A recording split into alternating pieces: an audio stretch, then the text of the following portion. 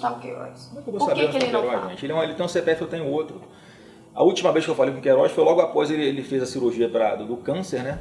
Eu liguei para saber se estava tudo bem e tal, e nunca mais falei com ele, não sei onde ele está, não tem informação de onde ele está, da família não tem nada.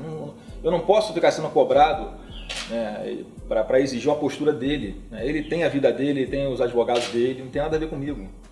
Mas ele trabalhou É claro, senhor, né? ele tinha minha confiança, ele tinha minha confiança. Na época ele tinha minha confiança. Ele não tem mais? Está demonstrando que não era merecedor dela, né? Logo no começo, né, quando começou a surgir tudo, foi uma grande bomba para todos nós, inesperada. Né, e ele falava que não tinha nada de ilegal, né, que iria comprovar tudo, era coisa da família dele que depositava na conta dele. E eu, assim, deixei ele com a palavra. A demora dele em se pronunciar me atrapalhou muito. Né, eu fui sendo fritado enquanto ele não falava nada. E eu não podia obrigar o cara a ir ao Ministério Público ou ir para a imprensa, eu não podia fazer isso. Então, as coisas começaram a caminhar dessa forma na velocidade do que ele respondia. E não estava ao meu alcance, no meu domínio, obrigá-lo a fazer nada. Né? Agora, quando ele deu as primeiras explicações, o senhor achou estranho? Pareceu convincente? Não, quando ele deu as primeiras explicações, eu até falei que ele tinha dado explicações plausíveis para mim, mas quem tinha que ser convencido não era eu, era o Ministério Público. Naquele momento que ele falou para mim foi isso, né? Que tinha um ano movimentado tanto e que a família dele é que fazia o depósito e ele geria o dinheiro da família. E realmente só a família dele já dava esse próximo montante do que o COAF estava dizendo que ele movimentou de forma atípica. Então é o que eu falo, muitas vezes, só de chamar para tentar explicar uma coisa sem essa velocidade, sem esse afã de querer denunciar, já pré-julgar como sendo uma pessoa culpada, essa exposição atrapalha a investigação, o andamento. Se fosse uma coisa isenta, de repente isso não estava nem acontecendo, já tinha explicado, estava resolvido. Como você mesmo falou, Queiroz tinha muita autonomia dentro do gabinete para escolher as pessoas, principalmente aquelas equipes que eu chamo de rua. Ele que geria isso tudo. E aí talvez tenha sido o meu erro de confiar demais nele. Ele pedia, pô, chefe, dá para colocar aqui a minha filha para trabalhar? Já que meu gabinete sempre foi muito enxuto. Minha equipe sempre foi muito enxuta. A nossa campanha é muito enxuta, é muito barata. Sabe? Então, ele abriu espaço no gabinete, ele na confiança me pedia, eu deixava, não pode ir, monta a sua equipe aí, não tem problema. E foi isso que aconteceu. Então, quem tem que cobrar agora as explicações, óbvio que eu cobrei também, ele não me deu as informações precisas à época, me deu de forma genérica, eu não falei mais com ele, agora está na mão do Ministério Público. Para eles é que tem que ser prestado esclarecimentos. Houve ou não a tal da rachadinha? Claro que não tem isso no meu gabinete. Então, o senhor disse que não tem conhecimento. Agora, o Queiroz não pode ter feito, em nome do senhor? Eu acredito que não, pô. Ele me conhecia, o Queiroz, inclusive, ele sentou na mesa comigo durante, por exemplo, na campanha. Empresários queriam doar, pessoa física, para minha campanha, alguns milhões de reais. Ele estava na mesa comigo ali. Eu neguei na frente de todo mundo. Eu falei, eu não preciso de dinheiro, minha campanha é barata. Tudo bem, mas o que isso tem a ver com ele pegar o salário dele? Ele está vendo como é que é a minha postura com relação a se eu quisesse dinheiro, eu aceitava. Se tivesse rachadinha no meu gabinete, eu ia aceitar. E eu não tinha, todo mundo sabia que era a minha postura.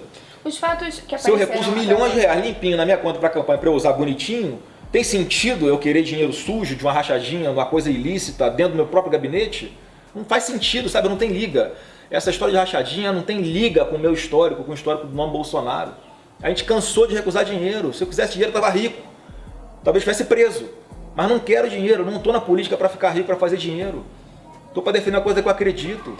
O que eu quero? E o Queiroz, ele, por presenciar tudo isso, eu dei só um exemplo, tem vários outros, a forma como eu sempre trabalhei, qual era o meu objetivo aqui na política, porque ajudar o meu país, ajudar o meu estado, não tem porquê ele querer fazer esse tipo de coisa dentro do gabinete.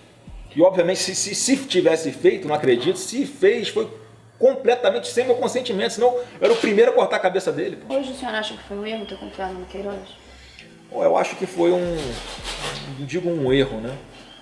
Mas se eu tivesse atentado um pouquinho mais, talvez eu não tivesse dado tanto espaço para ele no gabinete.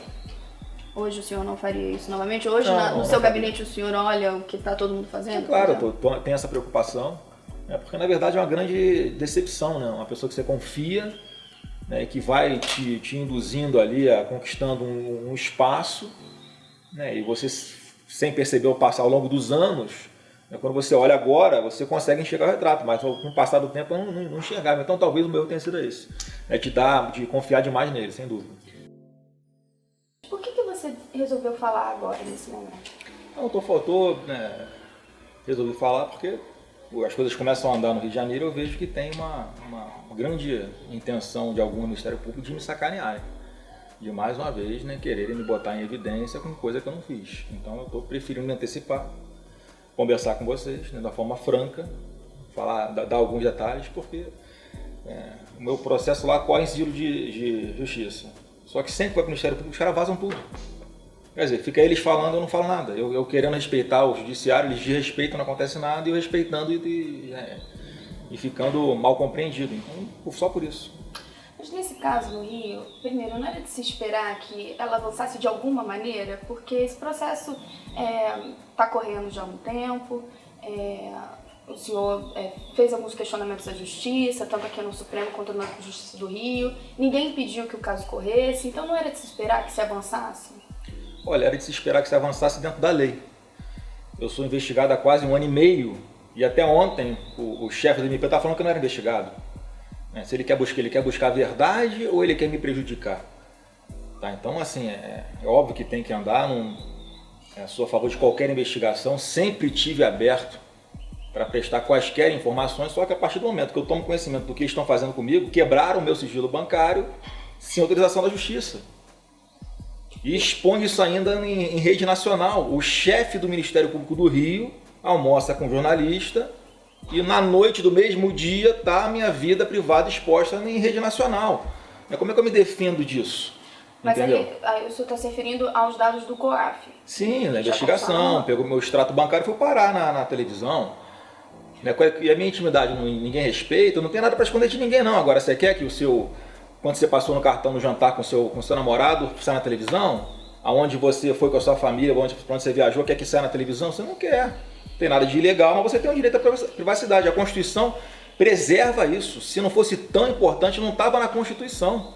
Então, a minha chateação é só essa forma como o Ministério Público, ou melhor, alguns pouquíssimos integrantes do Ministério Público estão tentando atacar a minha imagem para atingir o governo Bolsonaro.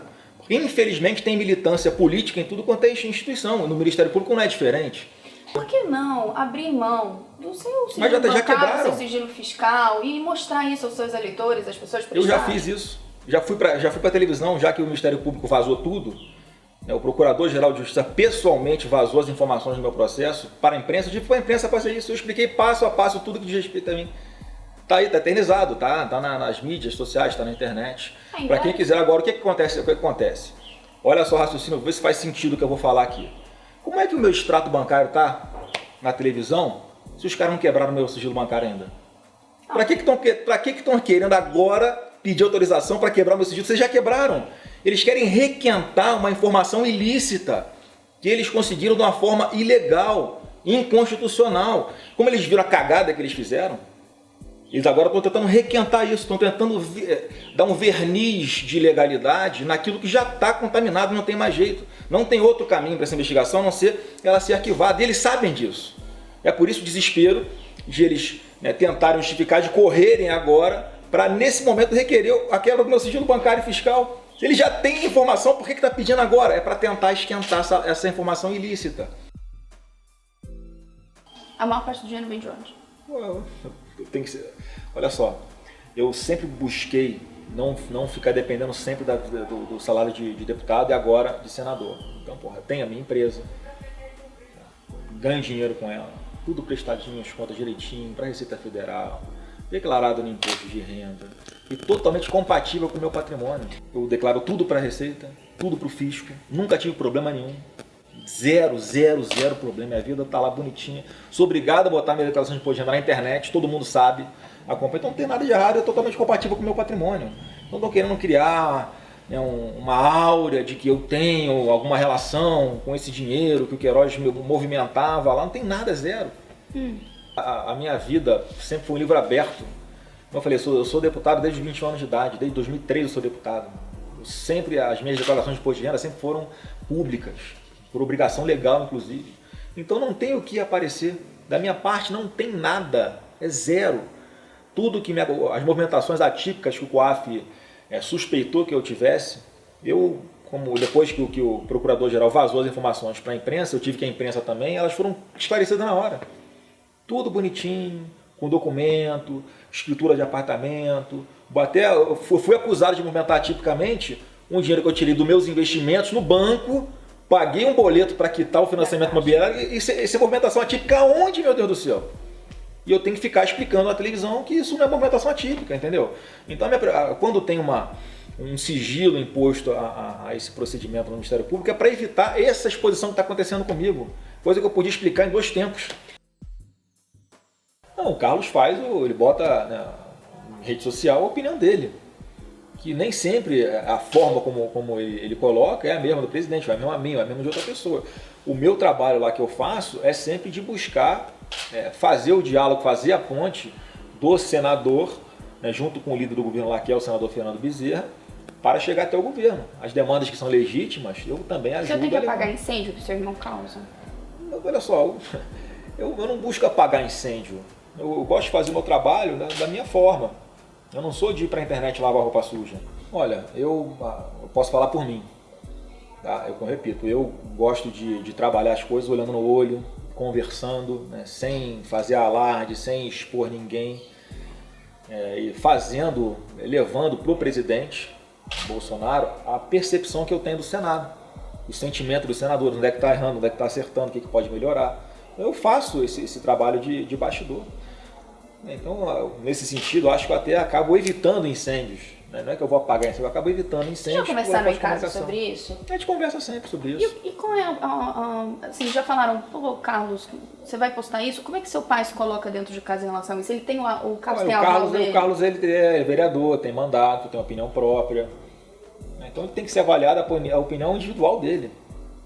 Eu tenho essa preocupação de que, mesmo sabendo que a opinião do presidente Bolsonaro pode ser diferente da do senador Flávio Bolsonaro, eu tenho essa preocupação de não fazer um tweet, porque eu sei que vão interpretar como se fosse o presidente avalizando. E pode não ser. Então a postura do Carlos tem que ser levada em consideração, não como sendo a palavra do presidente Bolsonaro, a palavra do governo, como uma opinião dele que ele tem direito de ter.